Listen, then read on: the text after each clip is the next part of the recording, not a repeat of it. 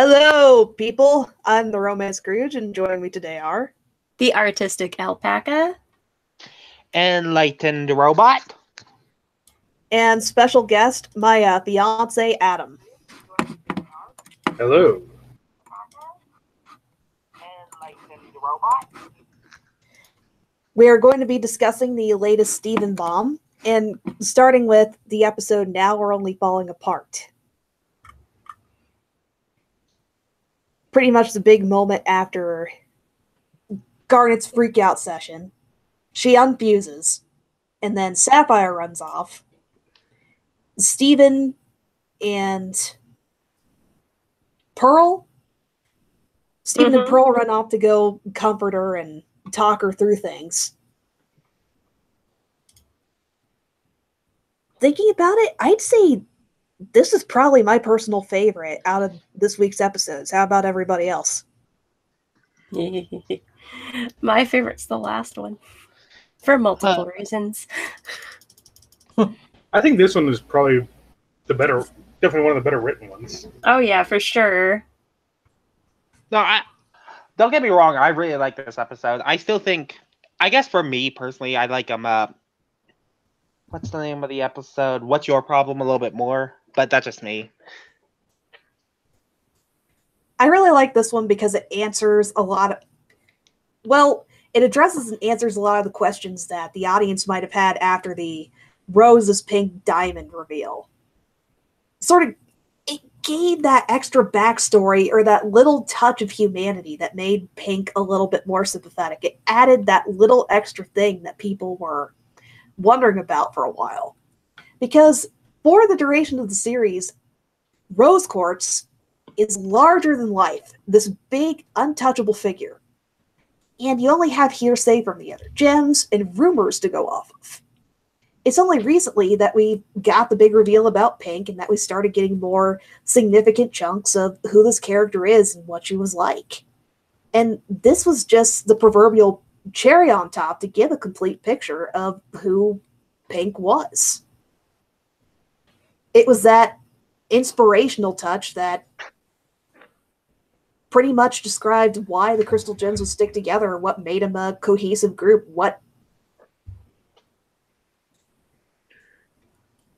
I can't word today. Oh, it also gives a lot of backstory to Pearl and Rose as well, because you're getting more information about the two of them and how their relationship was. Kind of nice to have Pearl's stumbling block with being able to talk about that stuff completely dissolved after Steven learned about it. This, there's also like hold on, let me try to get my words together for this. There's been I've seen a lot of people complain about how explicitly flawed Pink Diamond / Rose Quartz actually is. This episode actually actually showed Pearl dealing with quite a bit of it.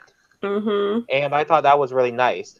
Now, that being said, of course Rose Quartz / Pink Diamond was flawed. The character was always flawed, and I'm always a little bit weirded out when people say, oh no, this character is problematic because this character flaw that the show is explicitly painting as a character flaw is a character flaw, but whatever, fandom stuff. And she kind of needed to be a flawed character, or else, with how it's set up with her backstory and stuff, if she didn't have those flaws, she never would have gotten to the point of starting to sympathize with the humans and stuff. Oh yeah, especially considering that from what it seems, because she was so like on the other previous episodes, she tended to get brushed aside.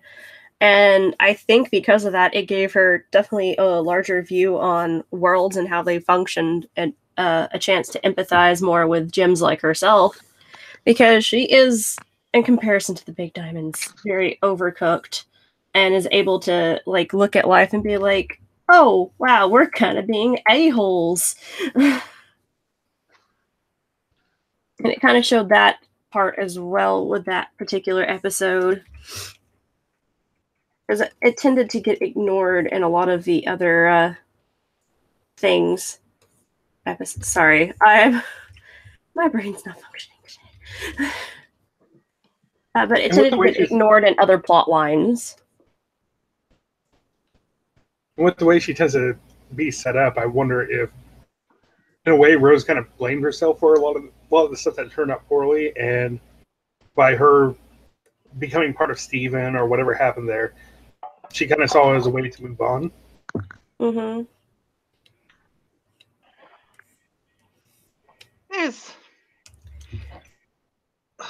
Okay. So, yeah, I'm still unable to to steal one of your guys' phrase. Not able to word today. Rose / Pink Diamond. I'm trying to think of what the right words are.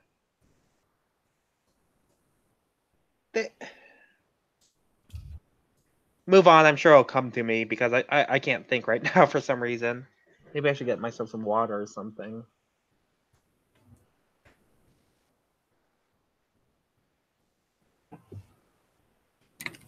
Oh no, Rose.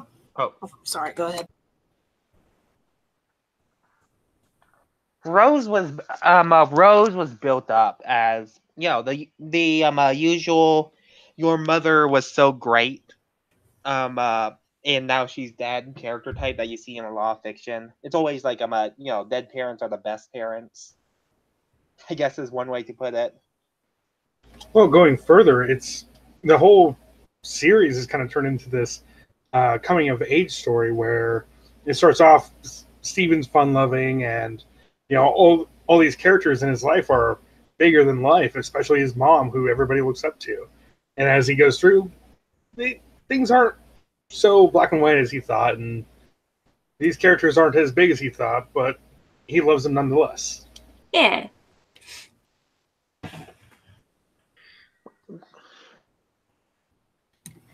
I kind of wanted to springboard off of what Alpaca mentioned about Pearl a bit earlier.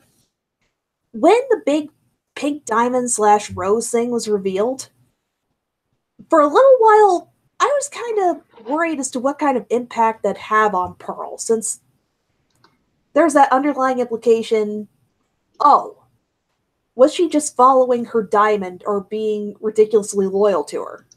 That gets subverted, and it's further added to that she has developed her own independent will, or rather she was inspired to grow beyond her role as a Pearl, and in turn inspired Pink to grow beyond or look beyond her role as a bureaucratic diamond, or her role in that bureaucracy, by questioning things, giving suggestions, and having the freedom to put her thoughts and opinions out there. They pretty much inspired each other to become more independent and free-thinking. Oh, definitely. Those two would not have been able to do the things they did without each other. Like, Rose probably never would have started the rebellion without Pearl, and Pearl never would have become her own Pearl without her. The scene that's... Oh, sorry, go ahead. Oh, I was going to say, one thing that I really liked about it, too, that showed is that she's gotten to the point where she's okay to talk about it. She no longer has to internalize any of that depression or anger, too. Because I know that was something that was well talked about when she was training Connie, about how she was kind of like pushing her own image onto Connie. And with this, it means she's gotten to a point where she has that under control, and she has come to terms with everything too.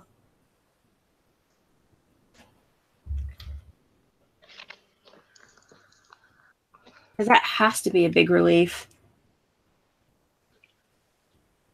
Beyond the backstory and what this established for Rose and Pearl as characters, I really like the ending where both Steven and Pearl and Sapphire came to the conclusion, or showed just how much Garnet inspired Rose as well. It also makes it a little bit.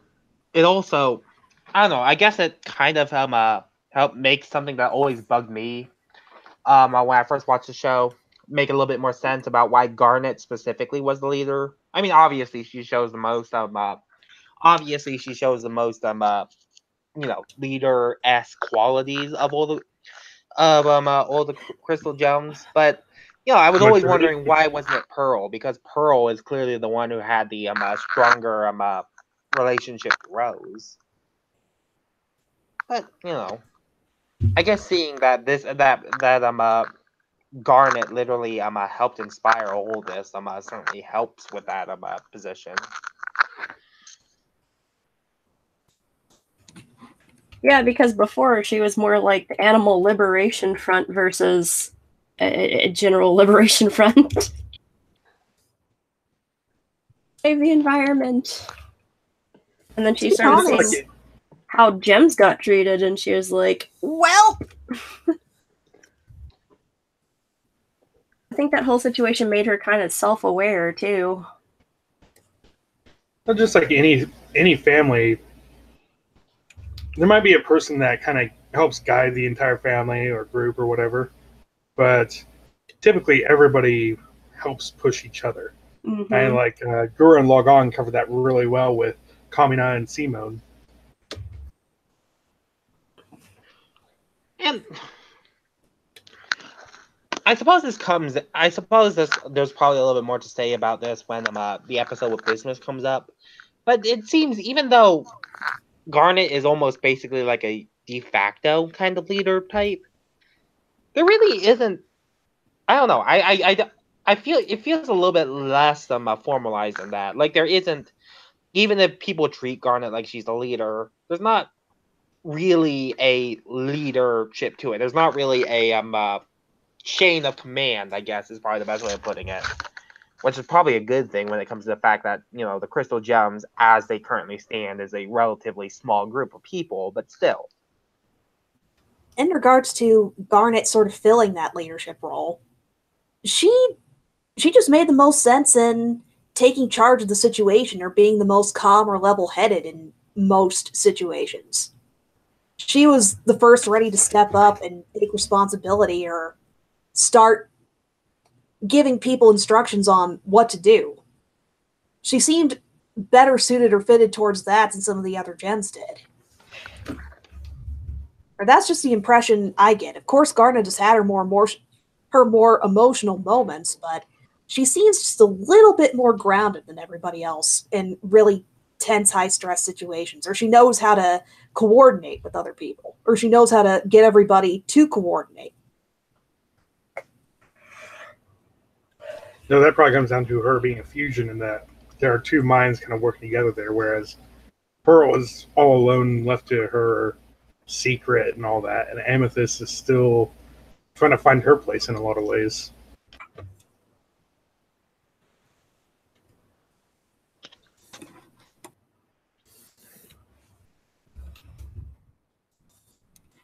I'm just going over some of the things that I've previously written, and I think I've been trying to say, like, at the top of this, because I couldn't figure out how to word with I did a post shortly after a Single Pale Rose came out, and this still extends to most of this Stephen Bomb. It's still really relevant.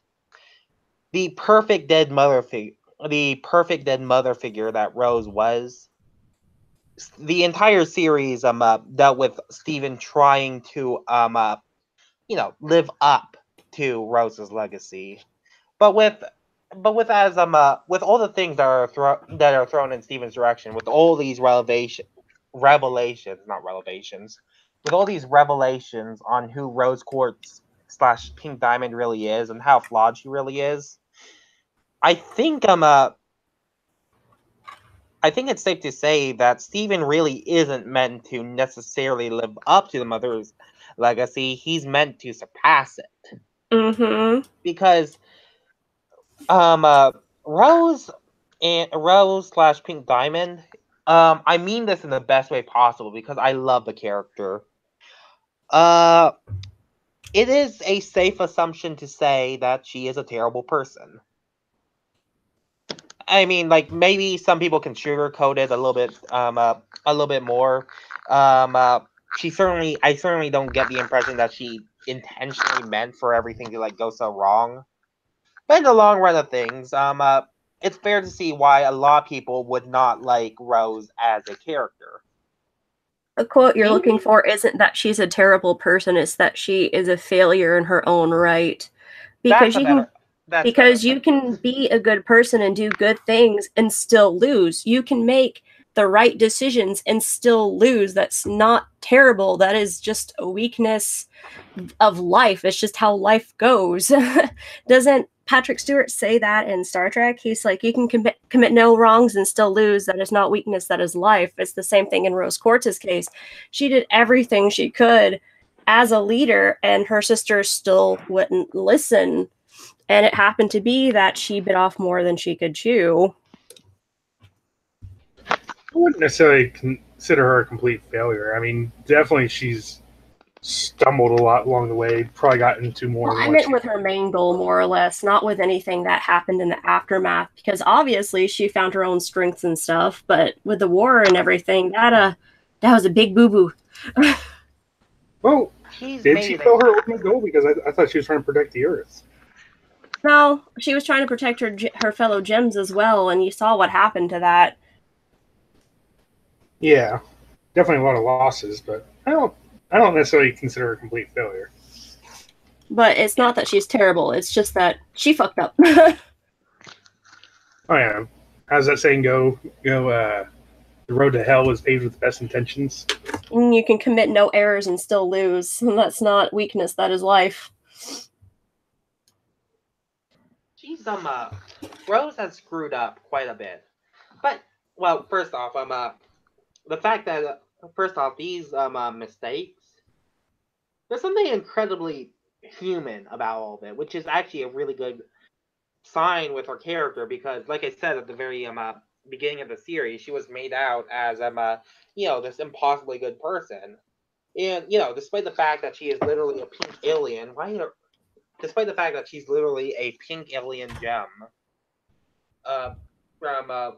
from another planet with a arguably very robot-like set of societal rules on that planet, the fact that all of these flaws are falling on Rose, and that Rose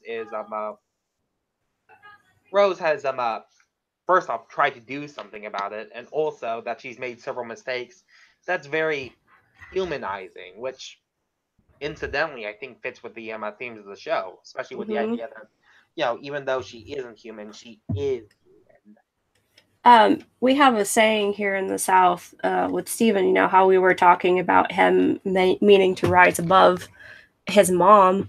We have a saying that you're supposed to live above your raising and not under it or at the level. So I assume that's probably what she was doing with him, and hoping that maybe if ever the sisters figured out what happened, or if maybe some other gems ever figured out what happened, they could look at Steven and be like, oh, okay, maybe that crazy one was right. Kind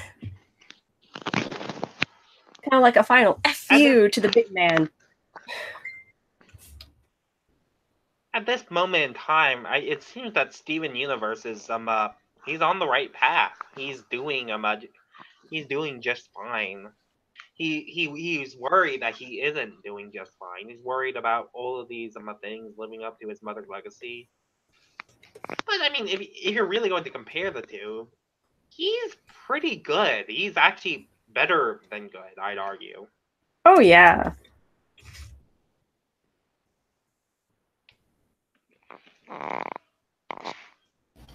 In a lot of ways, he's probably one of the more mature gems there. Oh yeah, that's for sure. And it's because he has the experience of, having to deal with things in a timely manner, I guess, because gems don't have to age. Humans do. So we kind of got to get our shit together before anything happens.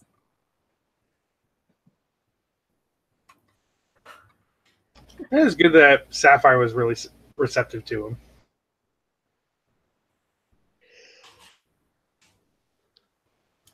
him. Okay, any last thoughts on this episode before we move on to discussing what's your problem? Can we talk about how fast Sapphire is critical thinking? Because anyone else would have still been mad even after that explanation. Yeah, that's it.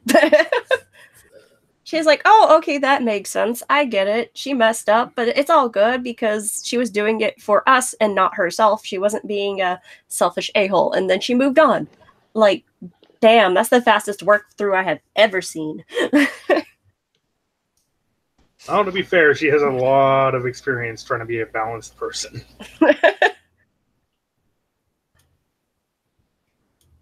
I could see later on that she might, if you had an episode focusing on Garnet specifically, or even looking at Ruby and Sapphire, or any of the individual gens' opinions, they might reflect back on it and not be completely over it.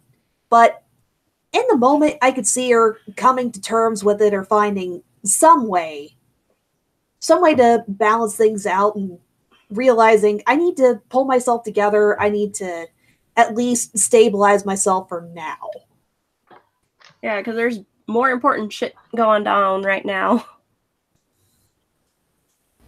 Though we have seen in the past that her trying to, stay stable and not letting herself express herself can also be somewhat self-destructive. Mm-hmm.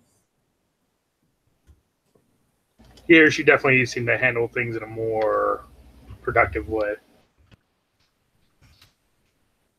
May get a little bit of that side of her character or something in season 6.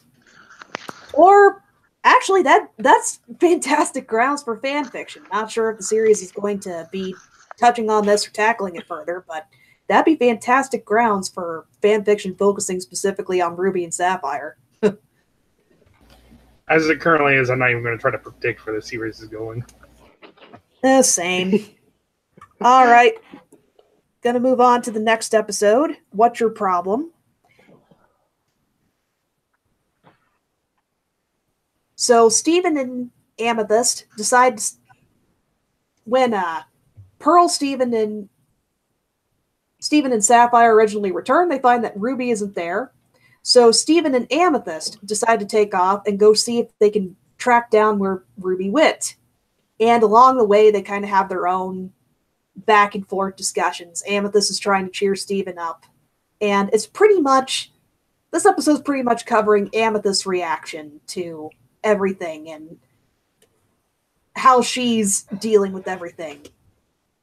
To Showing that she's grown. Pretty much. And it's fun whenever somebody tries to aggressively make sure you're okay. The one thing I really liked about Amethyst in this episode is that she has grasped much faster than anyone I have ever known that other people's problems are not your responsibility unless they affect you directly. Like with the mess that Rose left behind, she's like, Steven, you shouldn't have to worry about it until it comes to you, because then it becomes your problem because it's a consequence of something you probably did versus, oh yeah, Rose fucked up. And for him to not focus on her complex and work on his own, because it's his emotional health and everything else that needs to come first if he wants to function properly and be of real help. And that is actually why I think this was my favorite episode in the entire bomb. I don't know, like the entire thing, Steven gets so involved with other people's problems, and that's a good thing for him. It's good when he's able to genuinely help out, but it's been very clear throughout the entire series that there's a lot going on his mind, and he doesn't want everything to be so complicated. Mm-hmm. It's so nice to finally have a character actually express that this shouldn't be his problem. I guess it's a sense of catharsis that I've been waiting for this entire series, and I'm so glad we finally got it. And I'm also really glad that it was coming from Amethyst specifically. This is what's called, people always joke that Steven has a like 500 different moms. With every new character as a mom, and you can make that argument for like a large number of characters, but with Amethyst specifically, I'd argue that her relationship with Steven is a little bit different than that. Probably more like a sibling or a sister. Yeah, for me. Yeah, that's what I was about to say. Yeah, from the entire series, she always comes across as basically the older sister, and basically the older sister of Steven. And there are some things that siblings are better able to express to their siblings than parents are. Mm-hmm. And of all the characters whose experience on Earth has probably been the most similar to Steven, is probably the most comparable to Steven's, I'd say Amethyst is pretty high up there on that list because, like Steven, Amethyst was very late to the party. There is this entire history behind them that she is completely unaware of. She didn't know Bismuth when Bismuth first appeared. Not only that, she's not as emotionally attached to Homeworld or any of that stuff because she never lived there. She doesn't really care about it. Yeah, and it's a different perspective than it's a different perspective than any of the other gems had, and it's one that I'd argue is the most comparable to Steven's current situation. If you notice, this is just a observation that I've made, a few other people have made it, but like Smoky Quartz is one misplaced arm away from being a perfect fusion. And I thought that was amazing. Like, of all the fusions, Smoky Quartz is like a super stable fusion. And I don't know, realizing that made me so happy because like these characters really do have a lot in common. Of course the bond would be super strong when they actually fuse together. Plus, this is going more into speculation territory, but I'm kind of under the impression that just as just as the other diamonds have clear parallels to the other crystal gems, yellow diamond is garnet, blue diamond is pearl, pink diamond in almost a literal sense is Steven. I'm pretty sure white diamond is going to be played up as a foil to amethyst. And I think that'll be a very interesting perspective to see for the future. So, I don't know. There's a lot of things because, if we look at what Steven and Amethyst relationship is right now, we could see what we can kind of imagine, I guess, what the relationship between Pink Diamond and White Diamond was. Especially since we don't know anything about White Diamond yet, even though we literally had an episode that seems to have solved pretty much every other plot line in the series, but whatever.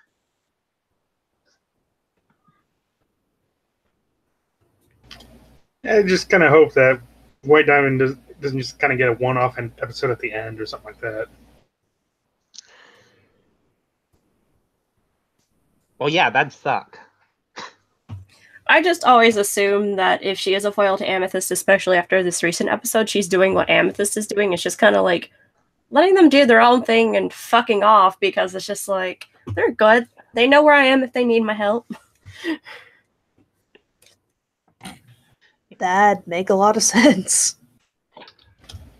It could also be kind of, how Yellow Diamond treated Pink Diamond. Mm-hmm. Well, maybe they are to her what White Diamond is to them. My God. Okay, this is really weird to say with Amethyst, because Amethyst, at this point in the series, is pretty well liked by the other gems, but, it's also said that, their relationship has definitely developed as the series progressed, and Amethyst and Pearl, at the very least, had quite a difficult time getting along with each other. What if White Diamond is the unfavorite of the group? Probably. I wouldn't be surprised. But I'm really glad that, with this episode with Amethyst, getting back on topic before it gets derailed, is that it was definitely her reminding him that self-care is important. You can't function if your own mental stability is not there. And that if you're having problems, you do need to take time for yourself. That was the takeaway I had from this episode, and which is really important considering some of the stuff I'm going through right now. And it's really interesting to see that Amethyst is the one doing that because, you know, as you know, throughout the show, you've seen where she used to be so focused on what other people think of her and how she thought of herself that she did have a couple of meltdowns, like when she fought Pearl in the kindergarten. So it's good to see that she's also realized that, hey, if you want to be there and be good for anyone, you've kind of got to work on yourself too.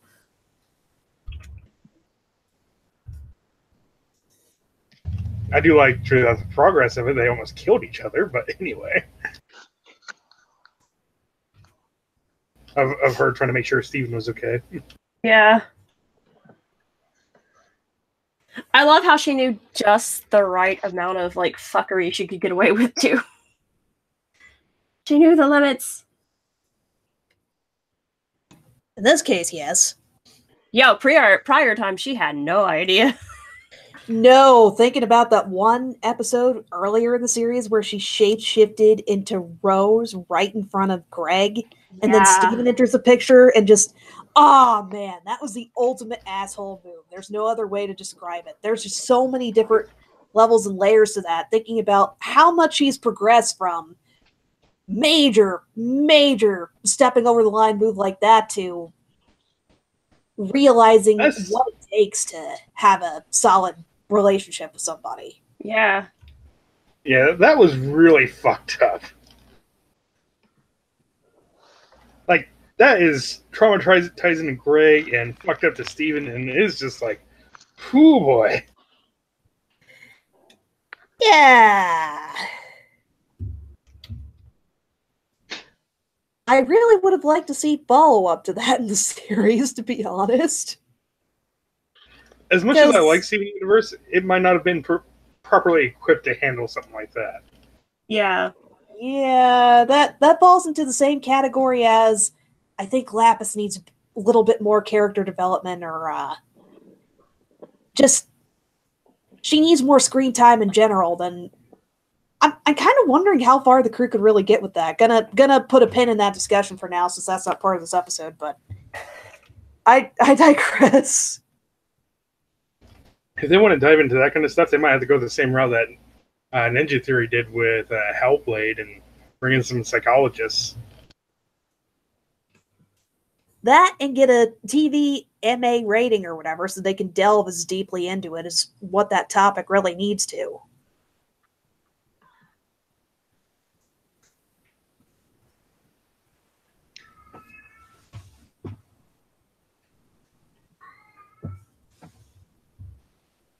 Okay, any other comments or discussion points on this particular episode before moving on to the next one?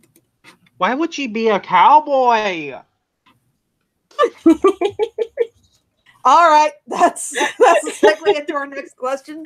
Our next episode, the question.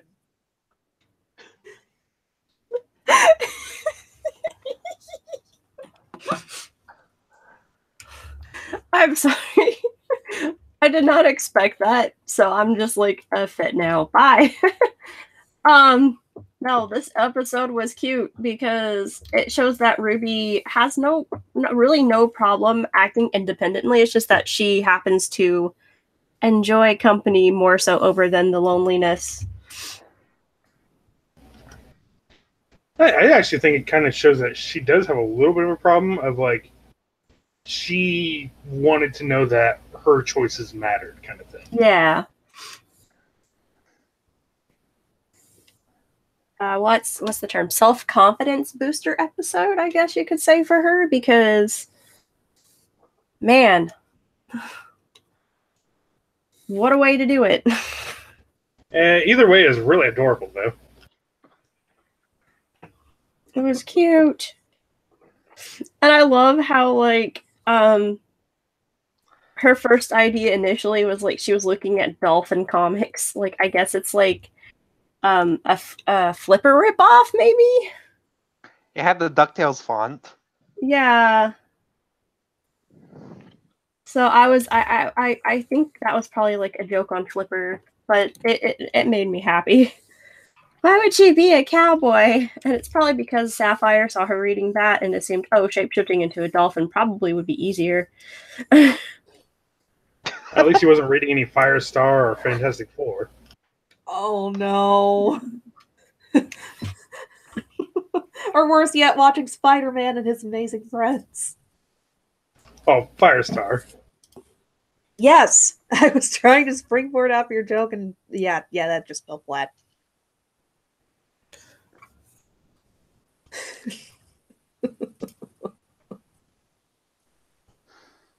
I can see why they went with the cowboy theme. Maybe one of the writers really liked cowboy stuff and watch Clint Eastwood movies and westerns and wanted to incorporate that. And I guess it gives you an excuse to have Ruby riding around on a horse and playing or making homages to old westerns and the cinematography and cues that they'd have in those. Mm-hmm. And also just kind of having Ruby go on a literal self-discovery journey, just kind of wandering around, looking at stuff. It fit well enough. He fits the cowboy. Ken's best friend.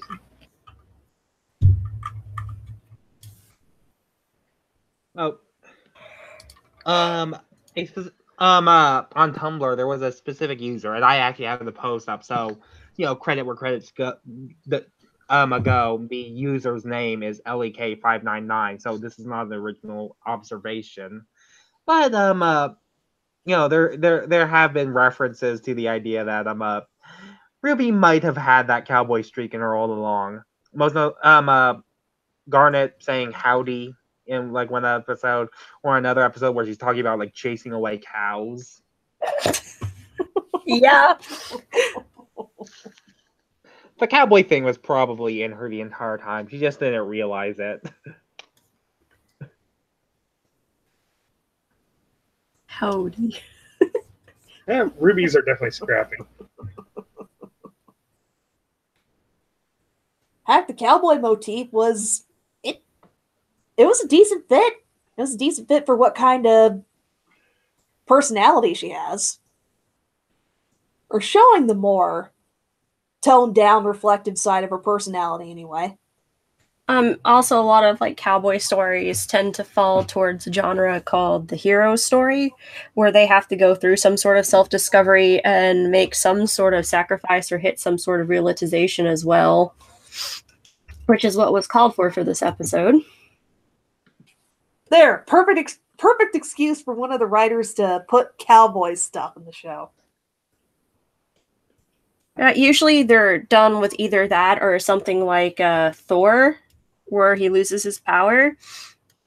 But it's easier for like a lot of cartoon genres to do what happened with Ruby because, an example, because it's like been referenced in the shows with Kiki's delivery service. It was a similar sort of self-discovery for her, and she lost all of her powers. And like, unfortunately for this show, I think that wouldn't have been as feasible since they're gems.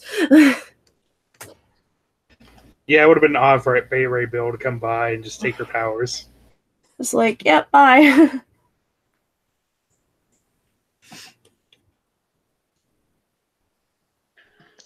Beta Ray Bill. What's that from again? Oh, yeah, he's a guy that was able to pick up Thor's hammer. Oh, I knew that okay. name sounded familiar.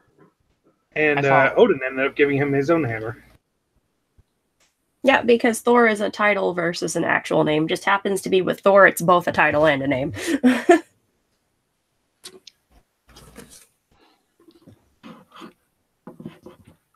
But it was, that was probably one of the clever ways to do the hero's journey for Ruby without having to like go too crazy with it. Going through Tumblr, the joke seems to have gone from Ruby is an eternal flame baby to now Ruby's a cowboy baby. I want to be a cowboy baby. Oh my god. What a mood.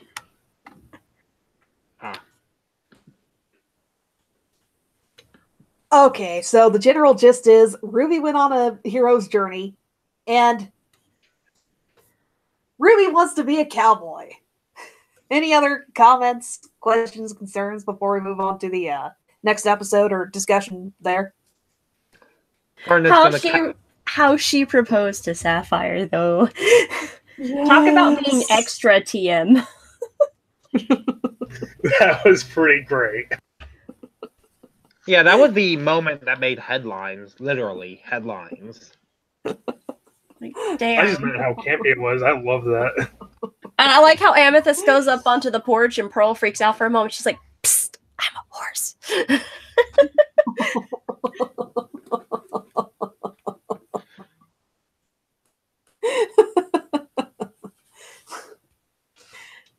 Okay, moving on to the follow-up for Ruby proposing to Sapphire, Maid of Honor. Okay, but that pun should get the title writer shot. Well, I like it. I like it too, but it doesn't mean that I, can't look at it and say objectively that was bad. Oh, come on. Come on. My brother saw the title. No, my brother Steven saw the title and he just was like, I'm out. I also heard it was kind of a play off of the line from Stronger Than You, Made of Love. Mm-hmm.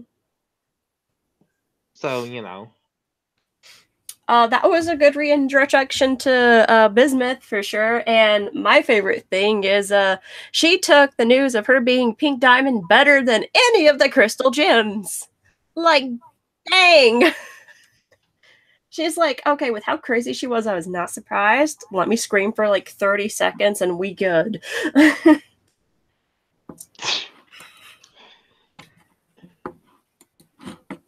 I wish I handled situations that well. And I think it's really interesting, too, that with this episode, they could have focused on so many things with her, but, like, the big plot point was she really felt abandoned by the fact that once, she thought that maybe after she had cooled down or something, that the gems would have, like, come back for her or something or tried to explain the situation. And she was more worried about them wanting her around than Steven. I really liked the episode. The only complaint I had about it, which I think Katie might echo as well, is that there really wasn't much build-up for this at all. As in, like, nobody really talked about her or anything after the episode she was pooped again. Yeah, I think the episode actually calls itself out on that, too. They knew I was here. They knew I was trapped. They knew, whatever. They could have come and gotten me at any point in time that they wanted. Yeah, so dedicating a couple of episodes at least to this instead of just one might have made up for it a little bit better. Yeah. Yeah. But I'm personally in the camp that thinks Bismuth should have been in the background over the course of an entire season and had time to reestablish connections with the crystal gems and get everything hashed out and resolved. Like, not immediately after the fight with Steven, I can understand why she was poofed there, but a little something. Yeah. Personally. Oh, go ahead. Oh, no, you're fine. Go ahead. Oh, I was going to say, personally, though I do think an episode like this would have made sense maybe a little bit earlier in the series. For the most part, I'm kind of happy that they were able to get out the what's the word? Shoot, I am forgetting how to word again. I literally forgot her name, even though we were literally just talking about her. Bismuth. Even though I am even though I do think an episode like this where they unbubble Bismuth should have happened maybe a little bit earlier in the series, I'm still pretty happy they were able to just get get out the drama of oh, she's in a bubble, we should have unbubbled her earlier. Oh, let's unbubble her now out of the way in just a single episode, because I can't really imagine I can't really imagine, except for maybe as like a background reference, I guess. I can't really imagine a few like 15-minute plots that are all just build up for her being unbubbled yet again. Yeah, maybe a few background elements and other plots, but for the most part, if it's just an episode dedicated solely to the build up, I don't think that'd be a good episode. But that's just me. I also really like the fact that Steven did it as soon as it clicked in his mind that with the new information, it probably would help heal any ill will that they had towards each other, because it's very much something that's ground shaking and, probably gave Bismuth a little bit of ease of mind. Because it's funny, she's like, hey, could you imagine how I sounded claiming to wanting to shatter Pink Diamond? No wonder she locked me up. I mean, overall, I think. But I agree that there should have been just like a little more meat to that. Maybe even like if he was talking to Ruby or something, being like, and like since Amethyst was there and them talking about it or something, just like a little lead up. The only things I really would have liked as a lead up was just them talking about her somewhat, at least maybe addressing the idea of should we use our weapon expansions or not, or something. Mm-hmm. Something small. Yeah, maybe. Yeah. Or maybe somebody accidentally mentions her and then they're like, kind of pull back of like, oh, pained memories kind of thing. I mean, they kind of did that. What episode was it? The one where Here Comes the Thought. That one. Mm-hmm. They kind of did that there, where Bismuth was among the characters that Steven thought that Steven and Stevani just kind of thought that they failed. So there was that. True. It was partially addressed, though I still think there should have been some kind of lead up here. To be fair, though, I do really like the gravity and setup for Steven sitting down and talking to Bismuth. How they brought her back, period. I do like the episode overall and how Bismuth was reintegrated. I just think there should have been a little bit more. At least a little bit. Just a little something. I guess I'm being a bit self-indulgent by saying I would have liked an entire season with Bismuth there and having build up to this. But as things are, as the series handled it or tackled it, I'm just glad she's back in the picture and curious to see what they do with her next. I suppose I suppose, like way back when they first bubbled Bismuth, one thing they theoretically could have done, but probably wouldn't have been a good idea just from a story perspective, is they could have just keep doing just collectively keep doing bubble her and then unbubble her, try to explain things, and then every time she attacks her, bubble her again, and they could just do that on repeat until they figure out something. That's one thing they could have done. It's a logical thing to do, but it's also not necessarily the greatest thing to show on camera. So I don't know. I think that'd fit more with somebody like Jasper. Oh yeah, that. I hope that's what happens with Jasper. Because, yeah, we need a that's another thing that we haven't exactly seen, a Jasper redemption arc, and there's a lot of people who want it. Especially since Rebecca Sugar said it would be within the storyline, and I'm just kind of like, oh, when though? You said this like in 2016. Where is it? It's gonna be in the spin-off comic. And the fact that they need to address the corruption first. Oh, yes. Oh my God, that might be what it's leading up to, though, with the next bomb on September 7th. Okay, prayer.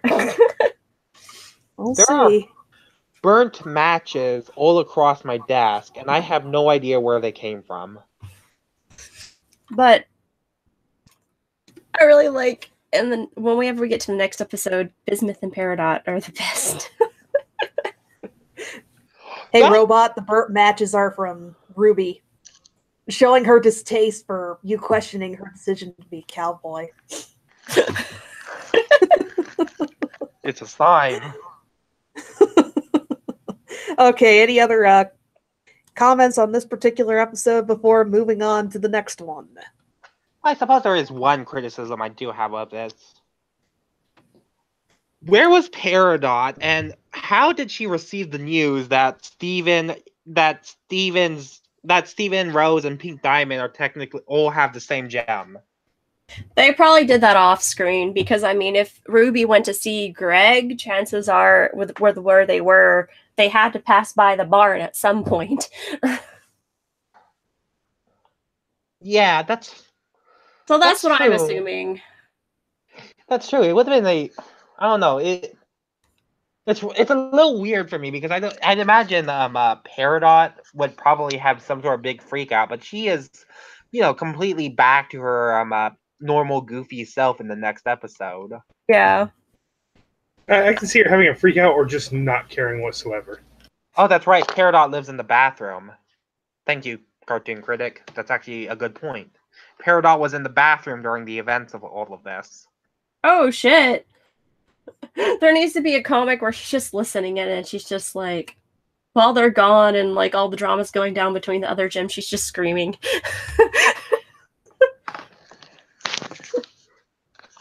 Like, she doesn't seem to, like, well, for one thing, like, the most surprising thing for me is that, well, she's definitely not treating Steven any different. Yeah, because Steven is Steven. Yeah. And, I don't know, I suppose, there are two ways I'd imagine, like, she'd respond to this. Either, A, just complete and utter denial, like, she screams like, "No, that can't be true. That is absolutely impossible. My brain literally cannot process any of this." Or this. Well, that explains a lot. Wait, say that again? Well, that explains a lot. You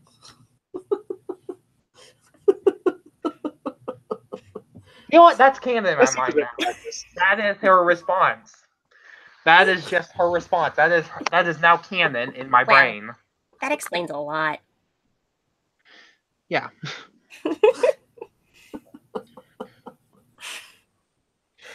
Okay, who's laughing at my Peridot impression? I usually have my mic muted whenever I laugh.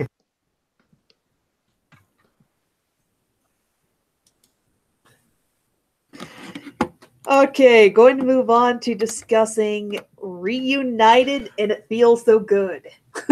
Gay. Gay. Gays are everywhere, just gay. My heart flames with dolphins. Okay, this is something that nobody is going to point out because, this could have gone in a very different direction. And I'm just really happy they got the wedding out of the way before shit went down. Because if they had interrupted the wedding and they had ended, like, right before the kiss, there would have been people who would have just been mad. And I know that for a fact. They definitely went a step further than the Legend of Korra. Yeah. Because I don't want them to cut it off. As easy as it would be to have cut off the wedding with the introduction of Yellow and Blue Diamond and their ships, interrupting right before the kiss. I can see how tempting that would be to do because, the drama, and also we can get away with it, and also we don't have to deal with the Cartoon Network censors who want to keep our kiss off screen. But no, I'm so glad they didn't go that route. Yeah, with what the Coronavirus set up and show, I would see them gunning to get that in there. Hell bent on putting that entire sequence and scene in there. I think I would have preferred if the wedding was actually its own episode that, just focused on the wedding. Well, I mean, technically it's the half-hour special, so if you look at it like in the Wikipedia article, it considers it episode 151 and 152. They're just conjoined. Yeah, that's how I see it. It's technically a Matod. It felt like 2 episodes. That's another thing. Every time they always advertise like a 30-minute special, or even with like Star vs. Wars of Evil, they do a movie. You can always see where they were actually just separate episodes at one point. Mm-hmm. And here there was a very obvious midpoint in this. But yeah. America's awesome. I was half convinced this entire episode would have been a musical, because it started out like a musical, but we only had that one musical number. I would have been on board with that. I'm just thinking, Matod, I'm not sure if it'd be really daring for them to do this. It'd be a lot of work, but I'm sure it'd pay off. But if they could make the musical aspect of the show and incorporate that with the more actiony parts of the shows, I think that would make for a very good episode. Can we talk about Peridot's dress? Yes, let's talk about Peridot. She's so cute in this episode. Oh my god, like, the flowers have been deployed, sir. And like how she was just ready to like fucking beat up the diamonds, especially with like Yellow. Hey Claude, remember me? No. Poor Peridot. And like Business, like, I like you, Peridot. You're crazy. You just don't quit. I want a one-off comic with Peridot and Bismuth, please. Please. Yeah. Well, there's anything I'm more excited for in the future that is totally irrelevant to the story, it is actually Peridot Bismuth interaction. But yeah. Because it was so cute. Like, Peridot was ready. Like, she is such a mood. And then you have Garnet, who's like, oh yeah, I just needed to keep you from taking 3 steps to the right. And Lapis drops a fucking barn on her. Just like, yes. I wonder if that was supposed to be symbolic of a good moment for Lapis, where she's kind of finally starting to move past, being attached to these material things and whatnot to try to compensate for her past, kind of thing. Yeah. She's like, well, if they're gonna like punish me like a crystal gem, might as well be one, which is kind of the best like attitude to have about that sort of thing. Because it's like, if people are gonna like send you hate for like being a good person, or like saying, hey, stop being an asshole, you might as well just keep telling people to, hey, stop being an asshole. She dropped the barn on the beach, just like Steven said she would. Yeah, there's that too.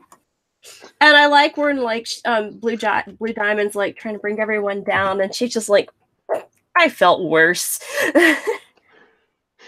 That's my secret, Steven. I'm always depressed.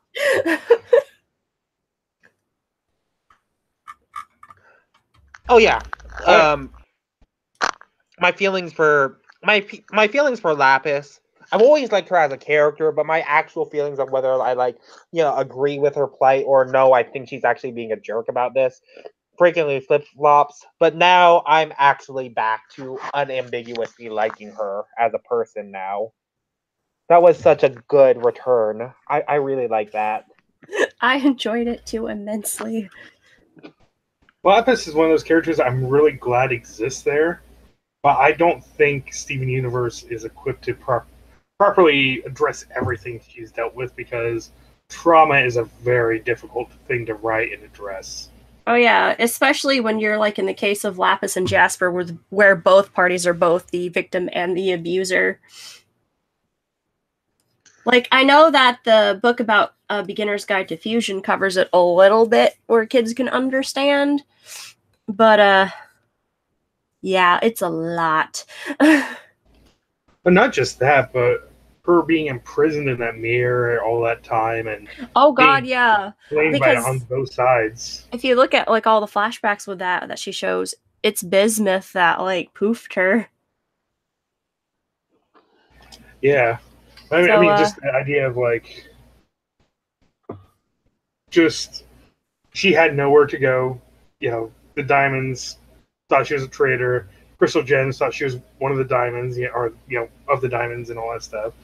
And she had nowhere to go. She was in prison, and she was just stuck there for thousands of years, watching and waiting, not able to do anything. And that would be a very traumatic experience. Oh yeah. I don't know if you guys ever watch Extra Credits, but they have a really good episode on trying to write and deal with trauma. Greg Universe was ready to save the world with his penis. Oh my god, you said it.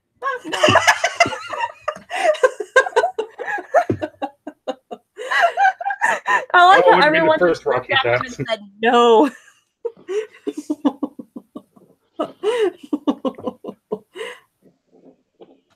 All I want to do is to rescue another giant woman.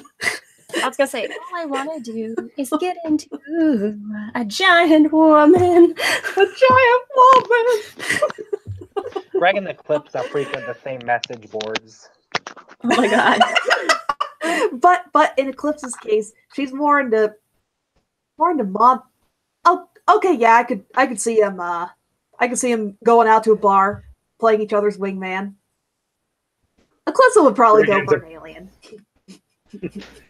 Okay, see, Scrooge, this is why certain topics keep getting brought up. Could you not? No, they have their differences. Greg is a matard. Greg likes a classy giant woman. Eclipse likes it rough, but she likes it rough. She likes it raw. She likes it primitive. That last one, not sure. We don't have character, but no, okay, I have I no better stop. Damn.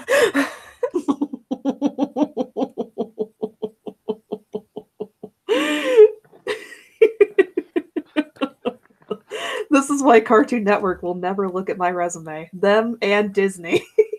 I think Cartoon Network probably would. I mean, Rebecca Schicker drew like outright porn of Ed, Ed, and Eddie and shit, so I think you're fine. I want to write a story about monsters fucking and monster fuckers. But they did that already. It's called The Shape of Water. What? But they did that already. It's called The Shape of Water. We need more. True. Now, Katie, what I was saying is that in order to be a popular artist, that means you need to do more porn. I mean, you're not wrong. You're not wrong. Okay, that's enough of a tangent. Getting back on track. After Greg was denied going after another giant alien woman, he was ready, Scrooge. He was ready. Okay, but can we talk about the cluster being that self-aware? Because, damn. Character development. It was like... That's something that should have been built up. That's all I'm going to say on that. But, yeah, that probably should have been built up. But, yeah, the cluster was just like, fuck this, fuck you, fuck this, fuck you. Because... I mean, the moment was awesome, but I think it would have been built up a little bit better if, like, maybe there's an episode where Steven goes to sleep and he talks to the cluster and all this stuff. It was like, keep each other company. That's all I have to do here. There's plenty of you. 2 months later. Huh, I was right. Yeah, considering what the cluster was like before, I guess you could connect a couple of the dots and say that they all figured out that there were others there and sort of became some kind of hive mind or symbiotic being. Fusion. Because in the episode where they actually go to the core and stuff, you notice the gems start bubbling each other. So they're probably highly aware that each other is there, and they start talking to each other, and they're just kind of like, okay, so this is going to go down in case of an emergency. This is a lot of fan assumption, speculation, connecting the dots, though. Actually, in the episode, it was very much stated, though, that they were aware of each other's presence, so... Oh, yeah. But he says talk to each other. Still would have liked follow-up on how the gems could... How the cluster could, I just needed a little bit of follow-up, or some kind of foreshadowing. Context. I'd say this particular scene needed a little bit more build-up. That's what I'm agreeing with Adam on. Sorry, I guess I forgot about certain details about that episode. It's been a while. Yeah, the only thing we knew was that those fragments were aware of each other because, Steven kind of pointed them out to each other and stuff. And they're aware of Steven, and they're aware that if they formed, they would be wrecking shit. Yeah. That's all they knew. It's like, talk to each other, though. Somehow I was under the impression that the cluster hatching would literally mean the Earth cracking like an egg. I mean, explosion. Well, it looked like it kind of guided its own formation. Mm-hmm. It's kind of like, okay, this is what we can do without screwing things up. So I think an episode where he went to sleep and was talking to the cluster in his dreams and stuff. Maybe showing him kind of through his dreams, showing it what the world is and all this stuff would have been a really good episode to build up to this. Mm-hmm. Yes. But beyond that, the moment was pretty awesome. I kind of would have preferred, though, instead of the cluster bursting out and defending the Earth, if maybe Lars would have come flying in and started taking on the two arms. Yes. Because at least Lars kind of had a little bit of a build up there. He's too busy scare flirting with Emerald, though. Frenemies and whatnot. How about this? In an ideal situation, there would have been a cluster build-up episode. And Lars comes out of a portal with Emerald chasing him, guns blazing. He distracts the arms, or he's the start of the attack. Then the cluster comes in and takes over with one arm. And Lars comes in and helps the crystal gems out or something like that. Helms deep. They could have, if they wanted to, they could have made this into the cluster build-up episode, because you had them taught. Surely it would have taken more time than what we were shown to actually get to the cluster, especially since it was already bubbled. They could have turned the conflict of this episode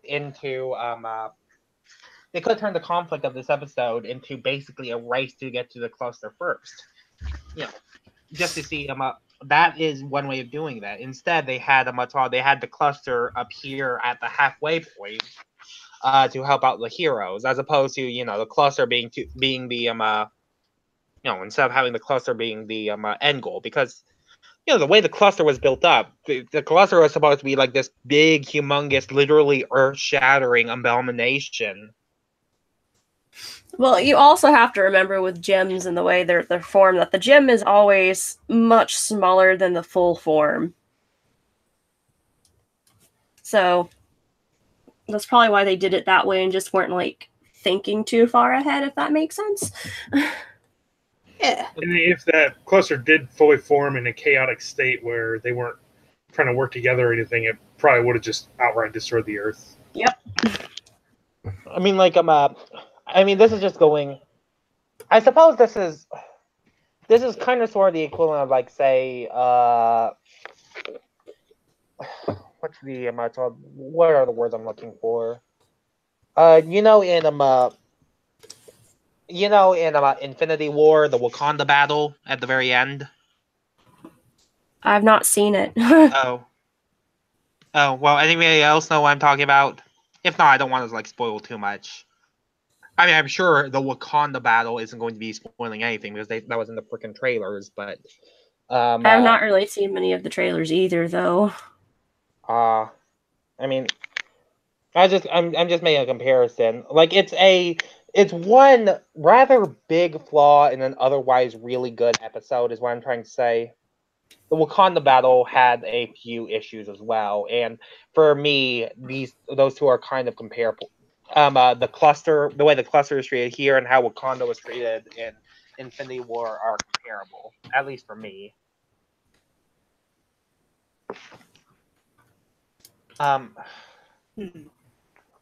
There's a lot of things I think they could have done, because what the cluster being revealed to actually be on Steven's side, that could have been a twist at the very end.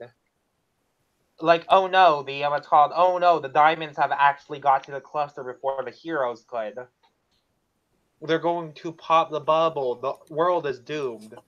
But then no, woe and surprise, this big Lovecraftian beast is actually on the hero side. And that could have been the way they ended it. But that's still that's still me, looking at the show for what it isn't as opposed to what it is. So, take what I'm saying with a grain of salt.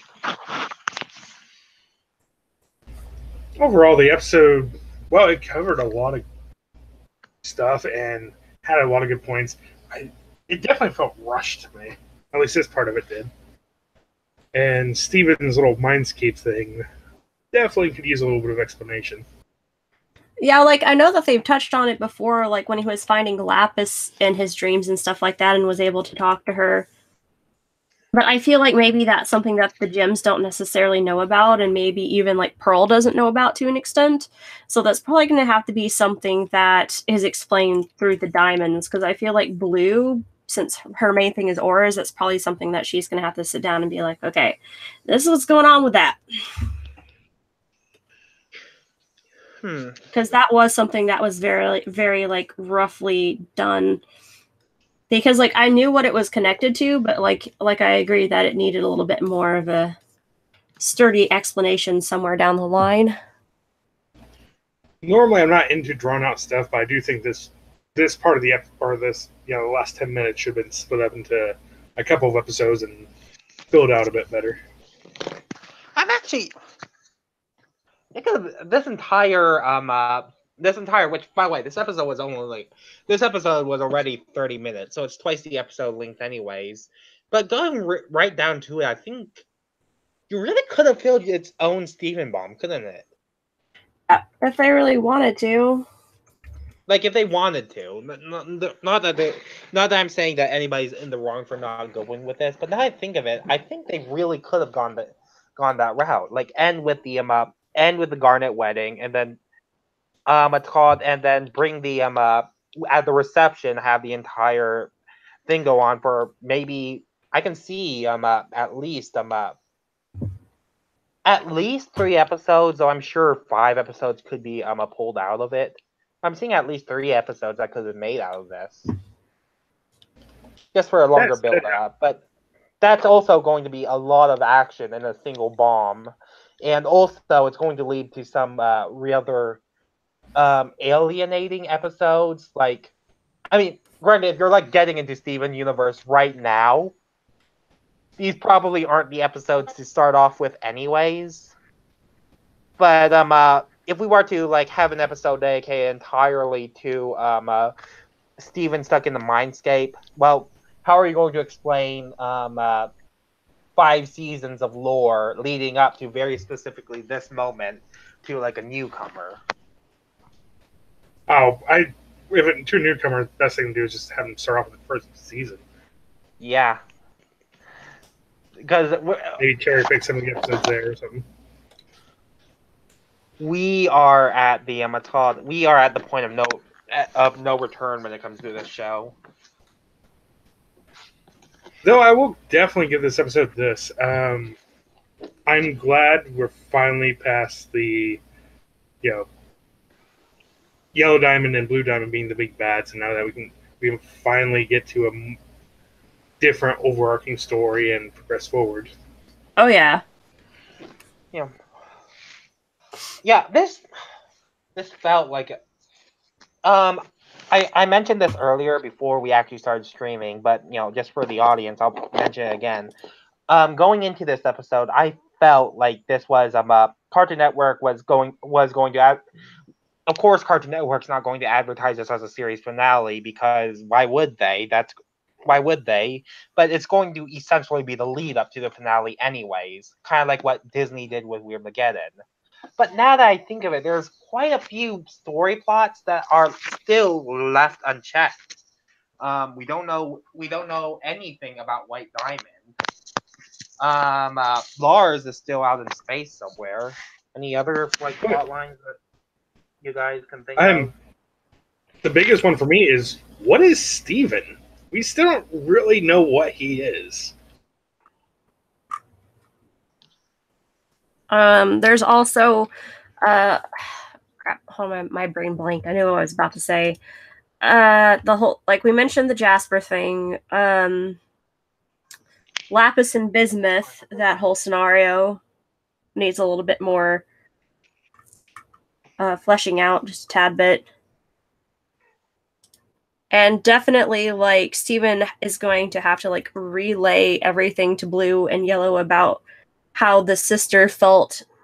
She was, like, the way that she felt she was being treated was just awful because there would have been better ways.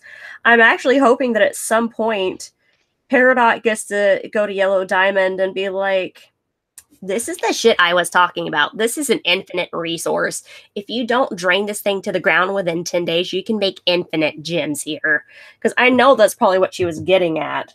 Because the Earth does replenish its sources every so often. Well, the kindergartens, though, didn't seem to really want to grow life still. And not only that, especially with how humanity has grown, I know that it's been mentioned that we still have our own sort of gems. And if we can make those synthetically, imagine that technology with the diamonds being able to, like, take that and take something from it. Like, yikes. Oh, my back.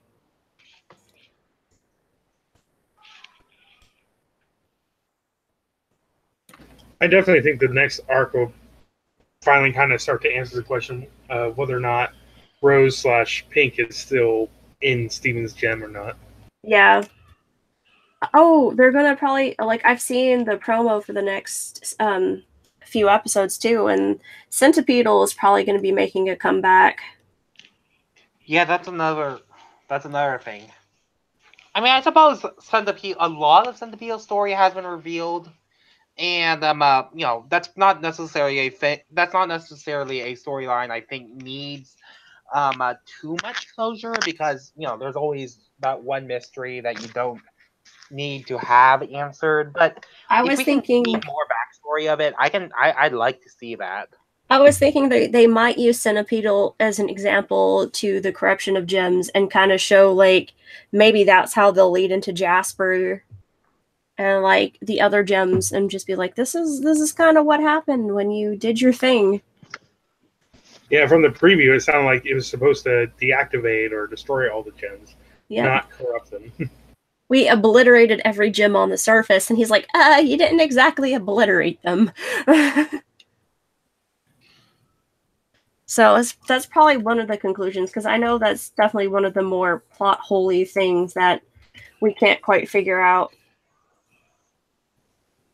Another thing about the corrupted gems, I remember SR came up with a bit of a theory that some of the corrupted gems you see explicitly on screen were former crystal gems. You also have that scene where Bismuth's looking at some of the bubbled gems and explicitly calling them by their names. I'm wondering if there is a way to reverse the corruption, if we might get to see a few more crystal gems. Probably. I'm not going to bank on it, just throwing that out there as a possibility. Probably. I wouldn't doubt that being, like, a possibility. I mean, also, like, Steven Universe, given how positive the show is supposed to be, I don't think it's out of the realm of possibility to say that our characters are literally going to end the series by bringing back literally every gem.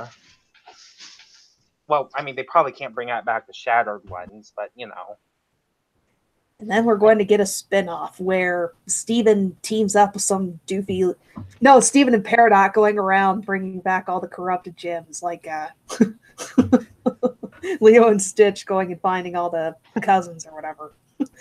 Well, we've kind of already had build-up for both from a story standpoint, because Steven's been able to heal cracked gems at least, and Steven's also tried to help reverse corruption, and it worked to some degree before. Mm-hmm. So I think we'll at least see some resolution to these. Maybe not the resolution we want, but I think it'll be a resolution very fitting for Steven Universe. Yeah. I think it's a bit too optimistic to think that all the corrupted gems would be reversed. It may be a case where there's some where you can get close, or there's some where it's fresh enough that you can reverse it, but others it's just been installed for so long, or that's been their state for so long that it just can't be reversed. Steven Universe does tend to be a positive show, but it's not afraid to tackle really tense, traumatic issues too, or put out there that not everything has a happy resolution. Yeah, or like, even if they can't fix the corruption state, at the most they'll probably be able to do for some of the gems that have been stuck like that is like with Centipede regain her sentience. And sometimes that's all that you could probably hope for in a situation like that. Yeah. And they already have a space station that would work well for like a habitat for some of these corrupted gems.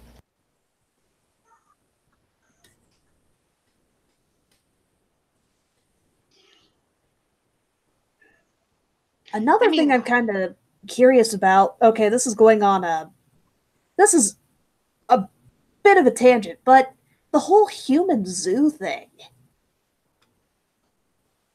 Actually, that case may be better off as, okay, that'd probably be opening a different can of worms altogether.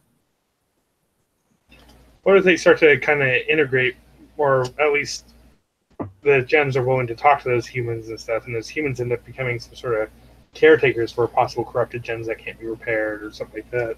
That's very possible. I don't see those humans integrating well back into Earth society.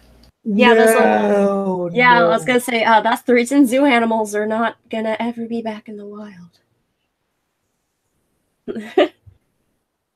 That's its own brand fucked up to think about.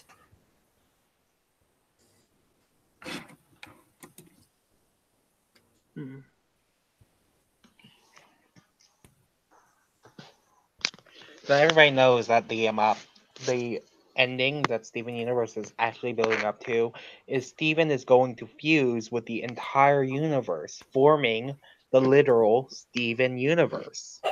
Oh my god. Yes. That's how the series is going to end. And, it sounds like I'm joking, and yeah, I am kind of joking, but there is evidence to back this up. Namely the fact that Steven, the way Steven Universe seems to reflect a lot of Eastern philosophy.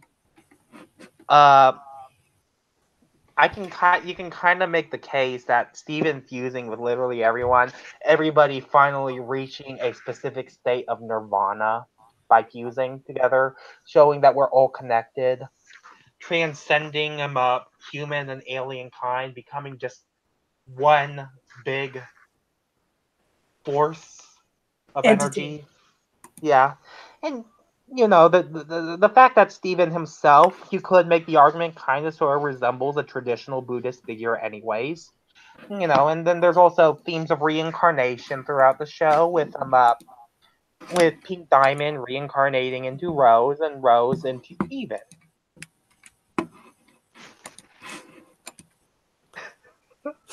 This is a theory I have put way too much thought into, and I've never made a post about it. Well, that's the thing, though. All of your theory has been debunked by Rebecca, so, just have fun with it. Yeah, almost definitely. My god, just keep having fun with it, damn. I've never done anything about it, just that, And obviously, that's not going to happen. Like I said, have fun with it. I mean, shit. Yes. Ultimate crackpot fan theory. I love it.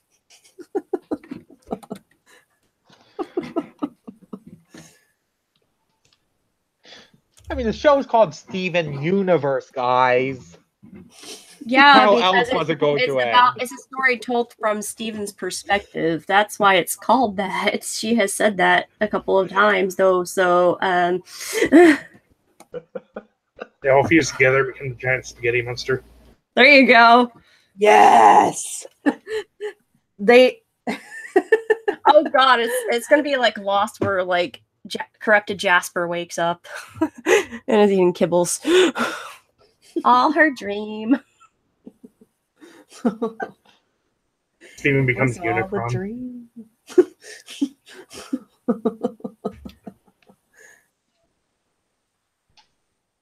All right. Any other ending comments, questions, concerns, crackpot fan theories you want to say before wrapping up here? Gay. Yes, Garnet Wedding, ultimate gay pride episode. Must do or must watch for every June from now on. It made me happy. Wasn't there a gay pride parade over in Spain or something last week? Not I think sure. so, yeah. This show, I told. Well, yeah, with going about the I told, yeah, calling this gay is one thing, but another thing is like this show is literally breaking headlines because of everything it's been doing with Ruby and Sapphire. Yeah. And while we're talking about, while in this podcast we've talked about quite a few other things, it is important to know that this show is probably the it's probably the most I'm trying to think of like what a good word is. Progressive. Well, yeah, it's probably the most. It's probably going to be listed like in a media studies class as a especially a media studies class focusing on where one of the topics does happen to be LGBT culture as something that was legitimately groundbreaking. I mean, yeah, you kind of had things like, say, the show was always gay to begin with, and it was one of the first animated shows to have characters who weren't just casually gay with each other. And you also have Star vs. the Force of Evil, which did give us the first on-screen same-sex kiss, albeit with background characters. How about the first kiss that the camera was legitimately like stayed on for more than a few seconds, as well as the first gay proposal and the first gay wedding in a children's animated series? They weren't even being subtle with the kiss. It was on the lips. It was just they stayed on that shot for a while. Yeah. Other countries where like homosexuality is straight up illegal, they're going to have a time with censoring this episode. Heck, even I know there are some countries that they turned Ruby into a guy for this. They put Ruby in a dress. I don't know. I think they did that on purpose. Yeah. Yeah, definitely. I would love to see a retrospective.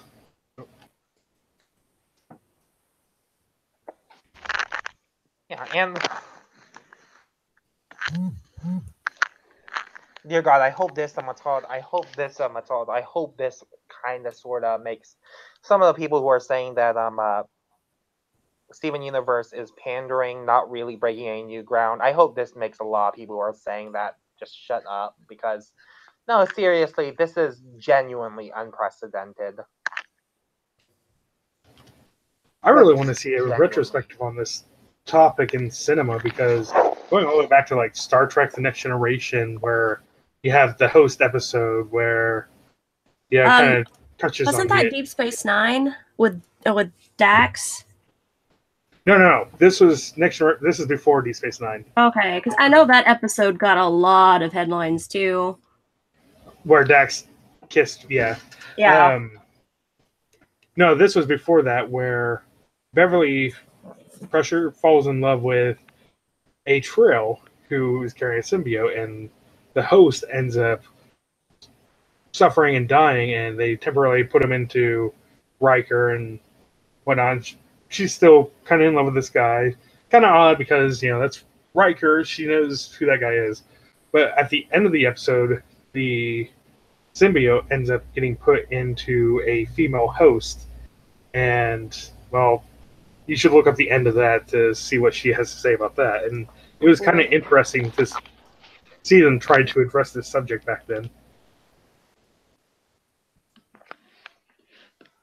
Oh boy. Because I know with with media and stuff regarding animation, at least, I think the only sort of quote unquote representation we had, and I say that very bitterly, is like the Yuri genre, where it was usually, unless the character was like suffering in some way, with the exception of maybe like Sailor Moon, they didn't get happy endings, or like anything had to be like basically redacted by one of them dying. And even then most of them were so heavily edited it was depressing. The episode definitely read at the end as kind of like Beverly knew that they wasn't okay with them being together, but it was kind of read in the way of like, no, this is our shortcomings. This isn't, there's nothing wrong with there being LGBTQ or any of that stuff. It is our shortcomings that we haven't accepted this yet. That's how it read at the time, anyway. Mm-hmm. Star Trek has always been a really good vehicle for progressive ideas and willing to address political issues.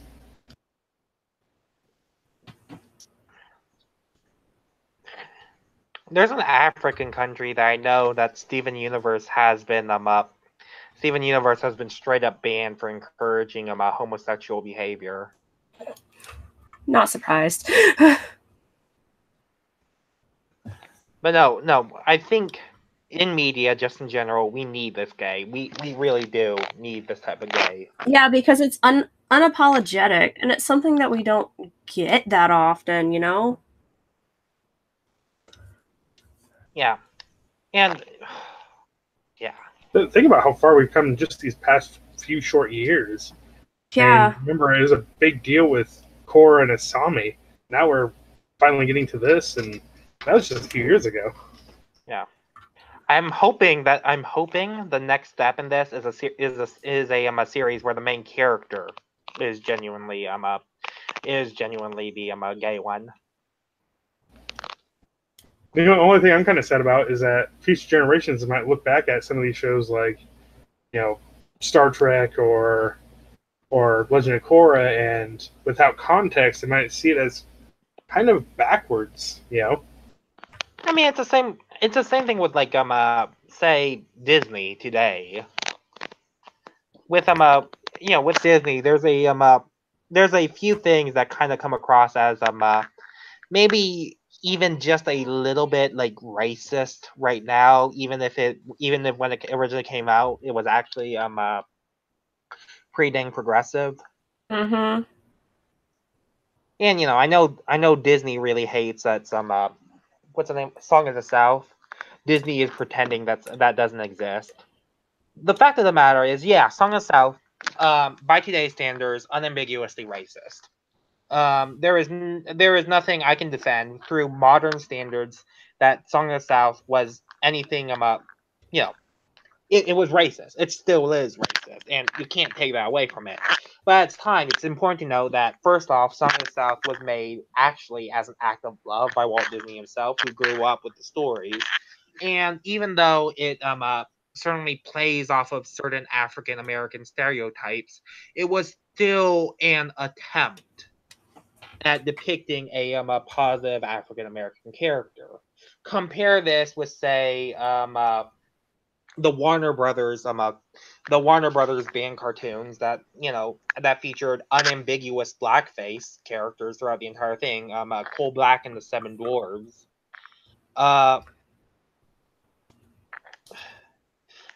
Warner Brothers has since prefaced.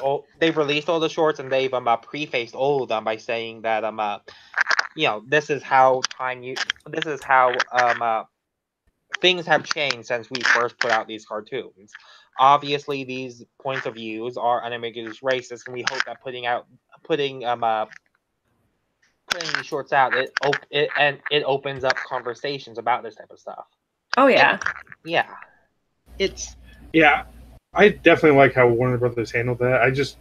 The only thing I think I'm kind of against is that they're still making money off of that right there. But at the same time, we shouldn't be trying to censor our history.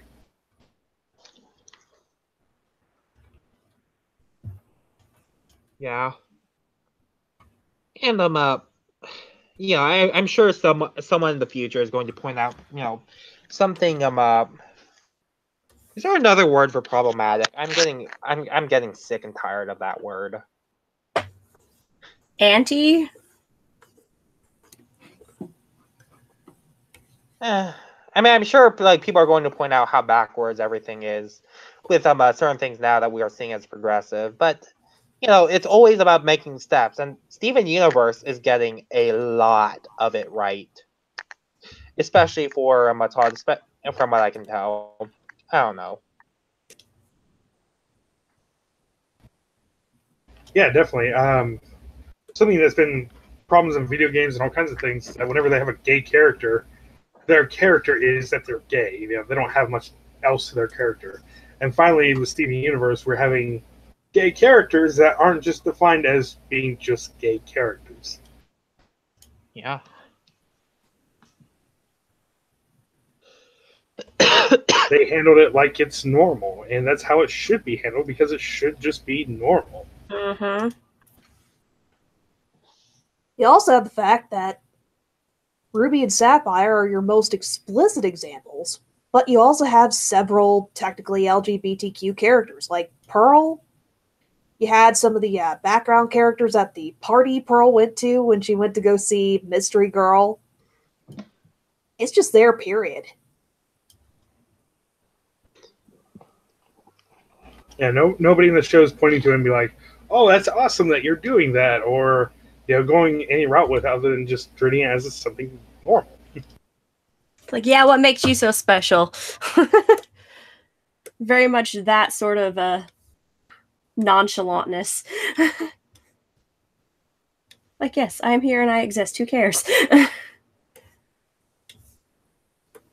I think even one of the more recent Dragon Age games kind of stirred up a little bit of controversy, just because they still had the backwards notion of like, oh, this is the gay character and he is gay and that is his character.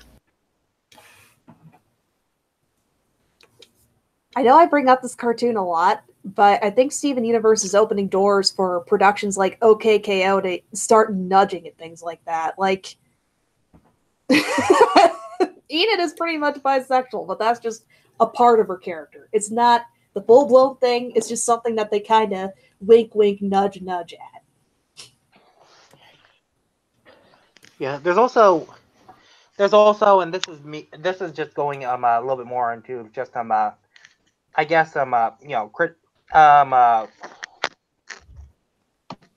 the issue of language, because as gay as Steven Universe is, part of me is wondering how necessary it is for us to actually use the word gay or lesbian or to use that in universe to describe any of the relationships in the show. But another part of me is thinking, well, I mean, it's obvious that they're gay.